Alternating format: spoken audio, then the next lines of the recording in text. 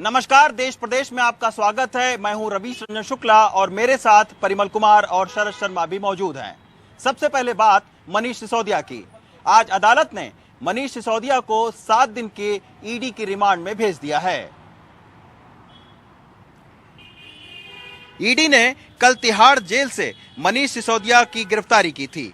अदालत से ईडी ने मनीष सिसोदिया की 10 दिन की रिमांड की मांग की थी और अदालत ने 7 दिन की रिमांड दे दी है। इस बीच सीबीआई वाले केस में मनीष सिसोदिया की जमानत पर सुनवाई टल गई है। अब 21 मार्च को इस मामले में सुनवाई होगी। ज्यादा जानकारी के लिए हम चलते हैं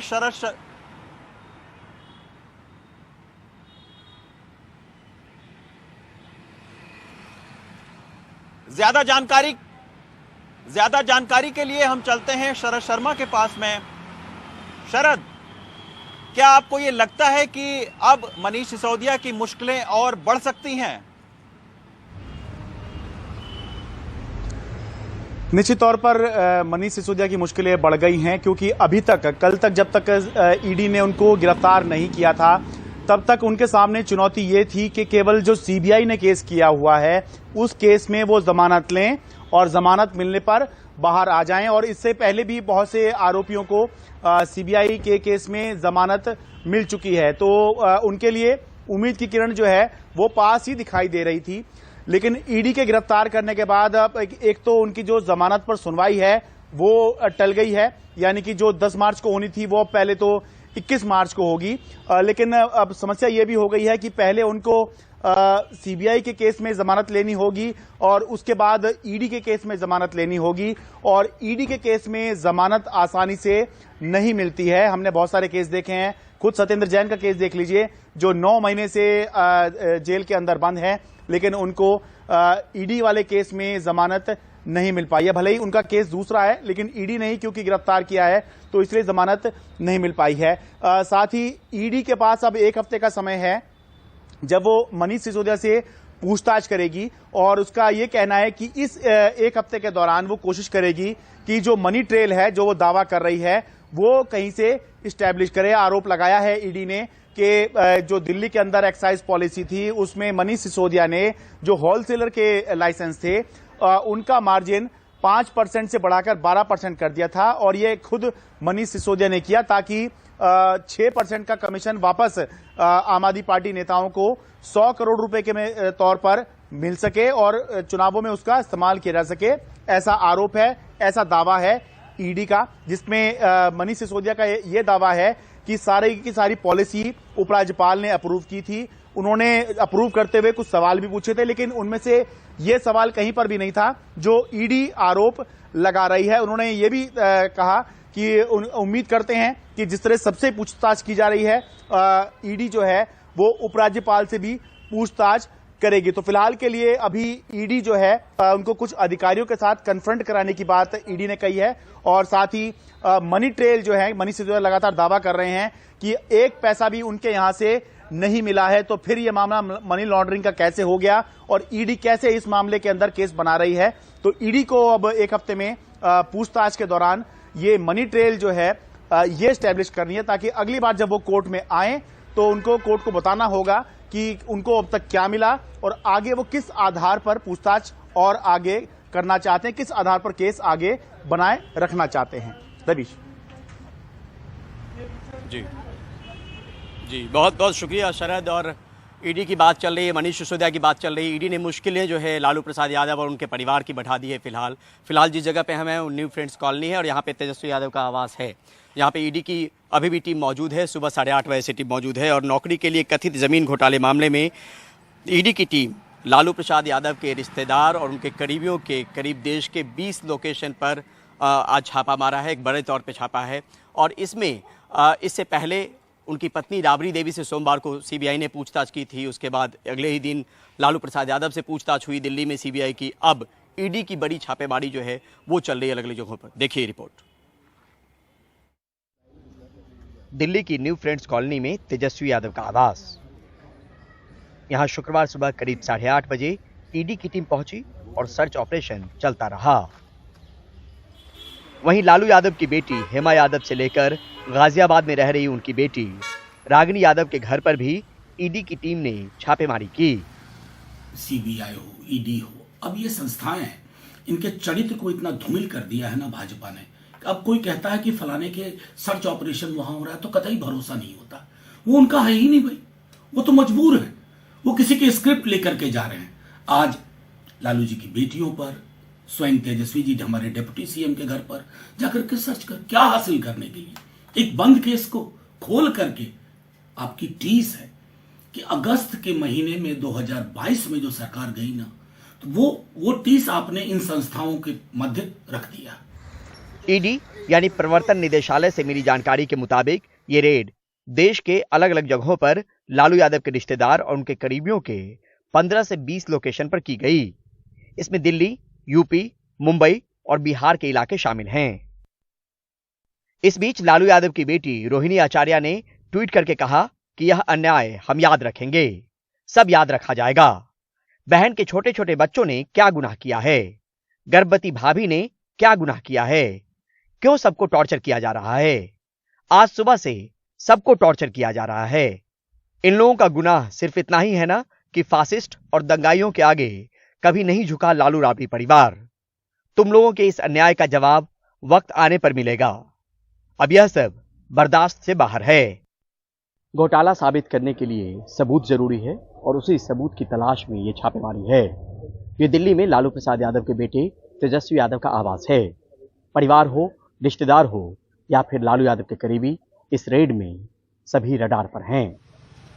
वहीं पटना के फुलवारी शरीफ इलाके में लालू यादव के करीबी और आरजेडी के पूर्व विधायक सैयद अबू दुजाना के घर पर भी ईडी की टीम शुक्रवार को पहुंची।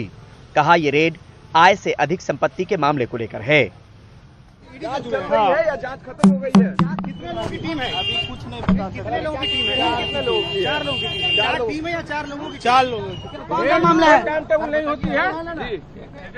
सुनिए एक मिनट, कौन साइड प्लीज। किस मामले में मामला क्या आ रहा है? मामला क्या है? मामला बता दीजिए। आय से अधिक संपत्ति का मामला चल रहा है और कुछ नहीं। आय से अधिक संपत्ति। मगर इस छापे को रेलवे में नौकरी के लिए कथित जमीन घोटाले से जोड़कर भी देखा जा रहा है। ये कथित घोटाला 2004 से 2009 के दौरान लालू प्रसाद यादव के रेल मंत्री रहने के दौरान हुआ बताया जाता है। अब बिहार में राजद की सरकार में सहयोगी जदयू भी इसको पॉलिटिकल बता रही है। 2008 में जब यह मामला उठा था तो यह मामला सीबीआई को गया था जांच के लिए। सीबीआई ने इसकी प्रारंभिक जांच करके कोई साक्ष्य नहीं पाया था और सीबीआई ने इसको फाइल को बंद कर दिया था। दूसरी बार जब सुश्री ममता बनर्जी भारत की रेल मंत्री बनी थी, उन्होंने भी इस मामले को सीबीआई को भेजा था और उसके बाद भी सीबीआई ने कोई साक्ष्य उपलब्ध नहीं है ये कह के इस मामले को बंद कर दिया। अब अचानक जब नीतीश कुमार जी महागठबंधन में शामिल हो गए और राष्ट्रीय जनता दल ने इसका तहे दिल से भरपूर स्वागत किया, तो उसके बाद इसमें कहां से साक्ष्य मिल गया भाई? आपका कहने का मतलब यह है कि लालू यादव या राबड़ी देवी या उनका परिवार आप लोगों के साथ राजनीतिक गठबंधन का खामियाजा उठा रहा है। स्वाभाविक तौर पर बिहार में जो महागठबंधन बना उसका खामियाजा है। इस कथित घोटाले में सीबीआई ने सोमवार को पहले राबड़ी देवी से पूछताछ की थी, फिर उसके अगले ही दिन दिल्ली के मीसा भारती के आवास पर लालू यादव से भी सीबीआई ने पूछताछ की थी। अब ईडी ने पहली बार इस मामले में बड़े स्तर पर रेड को अंजाम दिया है। बिहार से मनीष कुमार के साथ दिल्ली से परिमल कुमार, एनडीटीवी इंडिया। बिहार के छपरा में नसीम कुरैशी नाम के एक शख्स को प्रतिबंधित मांस बेचने के आरोप में गांव वालों ने इतना पीटा कि अस्पताल ले जाते वक्त उसकी मौत हो गई। पुलिस ने इस मामले में 5 आरोपियों की पहचान की है, जिसमें से 3 लोगों की गिरफ्तारी हो चुकी है। देखिए मनीष कुमार की एक रिपोर्ट। सीवान जिले के हसनपुरा गांव में नसीम कुरैशी के परिवार में सन्नाटा पसरा है। मंगलवार को 56 वर्षीय नसीम की बगल के सारण जिले के योगिया गांव में गांव वालों ने बुरी तरह मारा। उन्हें शक था नसीम ने प्रतिबंधित मांस रखा है। साथ में उनका भतीजा फिरोज था जिसने भागकर जान बचाई। उसके अनुसार नसीम की मौत अस्पताल ले जाने के समय हुई। पिटाई के बाद ग्रामीणों ने नसीम को पुलिस के हवाले कर दिया। जिसने काफी समय खाना पूर्ति करने में लगा दिया। दोनों आदमी साथ में जा रहे थे, चाचा और हम गाड़ियों पे थे, वो चला रहे थे, हम बैठे थे, ठीक है। उसके बाद से वो अवल जब तक जीते हुए हैं थी से सरपंच जी दूर से देखे जब इनको तो कह रहे हैं कि आ रहा है, उसको धरो, उसको मारो साले, वही ऑर्डर दिए। तो हम बुझ गए, देखे डंडा वंटा हाथ में, कूद कर हम भाग चले, उनको आदमी दौड़ाया, हम निकल गए आगे, इनको धो लिया, सब इनको लगा से मारने। वहीं पुलिस का कहना है कि नसीम के पास से प्रतिबंधित मांस बरामद तो हुआ और प्राथमिकी दर्ज होने के बाद अब तक 3 अभियुक्तों को गिरफ्तार भी कर लिया गया है। इसमें 5 नामजद व्यक्तियों पर FIR हुई है, जिसमें 3 को पुलिस ने गिरफ्तार करके जेल भेज दिया गया। एक वहां पर जो है सुशील सिंह सरपंच बताया जा रहा है, बाकी लोगों पर हम कार्रवाई कर रहे हैं जैसा आपको बताया, और शीघ्र ही हम इसमें आरोप पत्र समर्पित करेंगे। हालांकि इस मामले में पुलिस कार्रवाई का हवाला दे रही है, लेकिन सच्चाई है कि बिहार में ऐसी घटनाएं अब आम होती जा रही हैं। सीवान से अविनाश के साथ मनीष कुमार, NDTV इंडिया के लिए।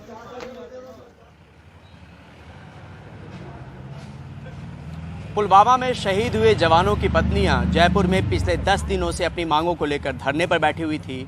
आज तड़के 3 बजे उन्हें उठा दिया गया। साथ ही धरने में इनका साथ दे रहे किरोड़ी लाल मीणा के साथ उनके समर्थकों को हिरासत में ले लिया गया। इस दौरान पुलिस के साथ झड़प में मीणा चोटिल हो गए, जिसके चलते उन्हें जयपुर के सवाई माधोपुर अस्पताल ले जाया गया। किरोड़ी लाल मीणा जयपुर से 50 किलोमीटर दूर समोन थाने के लिए निकले, जहां पुलिस ने उन्हें रोक लिया। इसके बाद वो धरने पर बैठ गए। इसके बाद उन्हें हिरासत में ले लिया गया। राजस्थान के मुख्यमंत्री अशोक गहलोत का कहना है कि किरोड़ी लाल मीणा अपने राजनीतिक फायदे के लिए शहीदों की पत्नियों का सहारा ले रहे हैं।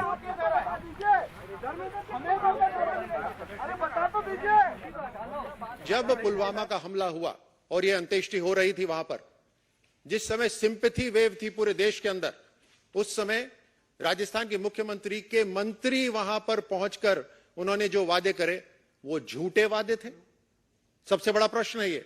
आपके सामने उन्होंने कहा कि परिवार जिसका भी नाम लेगा उस व्यक्ति को हम नौकरी देंगे। ये वीडियो आपके हमने सोशल मीडिया पे भी डाला हुआ है और आपको हम फोन पे भी भेज रहे हैं। ये कांग्रेस पार्टी झूठी पार्टी है और झूठे वादे करती है। एक के बाद एक इनके वादे सारे झूठे साबित हो रहे हैं। यहां पे वीरांगनाओं को ऐसे समय पर इन्होंने झूठा वादा करा। अगर वादा करा है, मुख्यमंत्री साहब से सलाह लेकर वहां पे पहुंचे हैं उनके मंत्री, तो अपनी बात पर खरा उतरना चाहिए, उसको पूरा करना चाहिए। आईटीबीपी के जवानों ने उत्तराखंड के मसूरी में दुर्घटनाग्रस्त एक कार से 7 लोगों को बचाया। ये कार हादसे का शिकार होने के बाद 300 फीट गहरी खाई में जा गिरी थी। बचाए गए लोगों में 4 पुरुषों के अलावा 2 महिलाएं और 1 बच्चा शामिल है। शुक्रवार को करीब 11:50 पर भट्टा गांव के पास मसूरी झील के आगे सड़क के मोड़ पर एक कार के दुर्घटनाग्रस्त होने की सूचना मिली थी। इस कार ने नियंत्रण खो दिया था और कई बार पलटने के बाद 300 मीटर गहरी खाई में जा गिरी थी। सूचना मिलते ही मसूरी में आईटीबीपी की टीम दुर्घटना स्थल पर पहुंची और स्थानीय पुलिस व ग्रामीणों की मदद से बचाव कार्य शुरू किया गया। सभी घायल यात्रियों को टीम ने खाई से बाहर निकालकर प्राथमिक उपचार दिया।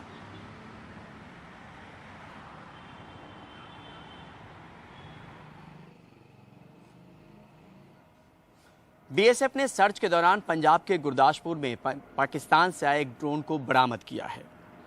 बीएसएफ को सर्च अभियान के दौरान गुरदासपुर के मेटला गांव के पास एक संदिग्ध आवाज सुनी। पूरे इलाके की घेराबंदी कर इस ड्रोन को बरामद किया गया।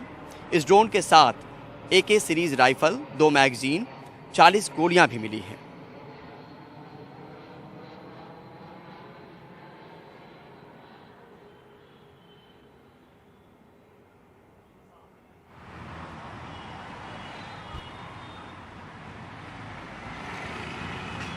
ब्रेक के बाद आपको लेकर चलेंगे देश में बने INS विक्रांत पर।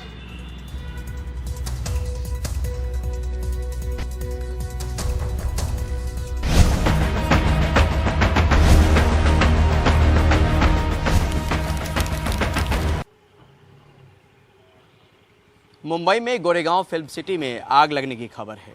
ये आग गुम है किसी के प्यार में के सेट पर लगी। दमकल विभाग के मुताबिक स्टूडियो करीब 2000 वर्ग फुट में बना है। दमकल कर्मी आग बुझाने की कोशिश में जुटे हैं। अभी तक आग पर काबू नहीं पाया जा सका है।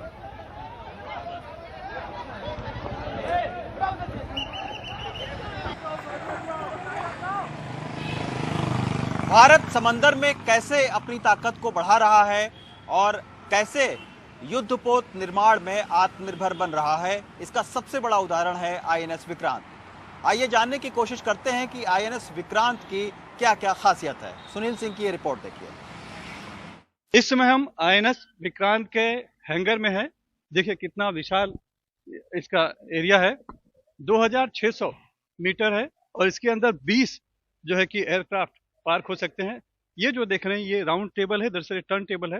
एयरक्राफ्ट जब इस एयर लिफ्ट से यहाँ आएगा तो यहाँ से वो इसके जरिए टर्न होकर जहाँ चाहिए वहाँ वो पार्क हो सकता है। और इसकी खासियत है कि इसमें 2 इस तरह के एयरलिफ्ट डेक हैं और ये बाहर की तरफ है, क्योंकि जब भी एयरक्राफ्ट लिफ्ट के जरिए हैंगर की तरफ आते हैं या ऊपर डेक पर जाते हैं तो अंदर का ऑपरेशन यहाँ बंद करना होता है, लेकिन इसमें खास तौर पर इस तरह से बनाया गया है बाहर की तरफ ताकि हैंगर का कोई भी ऑपरेशन जो है वो रुके नहीं और कोई भी एयरक्राफ्ट या तो डेक पे जा सके या तो फिर आ सके। इसका जो फ्लाइंग डेक है ये 2 फुटबॉल ग्राउंड से भी बड़ा है। इस तरह के 30 एयरक्राफ्ट हेलीकॉप्टर इस पर आसानी से पार्क हो सकते हैं। 15 डेक है, मल्टी स्पेशलिटी अस्पताल हैं, पुल है और महिलाओं के लिए विशेष केबिन है। और ये अपनी इस लंबाई, चौड़ाई और इसमें जिस तरह से 1700 नौसैनिक रह सकते हैं तो ये एक तरह से ये समंदर में तैरता हुआ शहर है। अक्सर हम फिल्मों में देखते हैं कि जब भी एयरक्राफ्ट कैरियर पर फाइटर जेट उतरते हैं तो इस तरह के वायर होते हैं जो शायद अरेस्टिंग वायर जिन्हें कहा जाता है और ये फंस जाता है तब वो एयरक्राफ्ट उतरता है। कितने यहाँ पे हम देख रहे हैं, यहाँ पे कुल 3 हैं। कैसे काम होता है और अगर जो बड़ा सवाल है कि अगर इसमें नहीं फंसा तो क्या, ये जानने के लिए हम बात करते हैं लेफ्टिनेंट स्कंदा से। सर ये जो केबल हम देख रहे हैं इनका क्या काम है और अगर इसमें एयरक्राफ्ट नहीं फंसा लैंडिंग करते समय तो फिर आगे क्या होता है? ये जो हमारे पास 3 वायर है इधर, जो फाइटर राइड इज कमिंग इसके बीच में फंसना चाहिए। उसका एक हुक होता है, वो एटलीस्ट 1, 2 या 3, मतलब फर्स्ट में फंस गया बहुत अच्छा है, उसके बाद नहीं, तो सेकेंड, उसके बाद थर्ड। उसमें भी नहीं फंसा है तो पायलट पूरा टेक ऑफ करेगा, पूरा पावर निकाल के देन ही takes off to the ski zone. आज भारत विश्व के उन 6 गिने चुने देशों में शामिल है जो अपना खुद का एयरक्राफ्ट कैरियर बना सकते हैं। विक्रांत माने साहसी।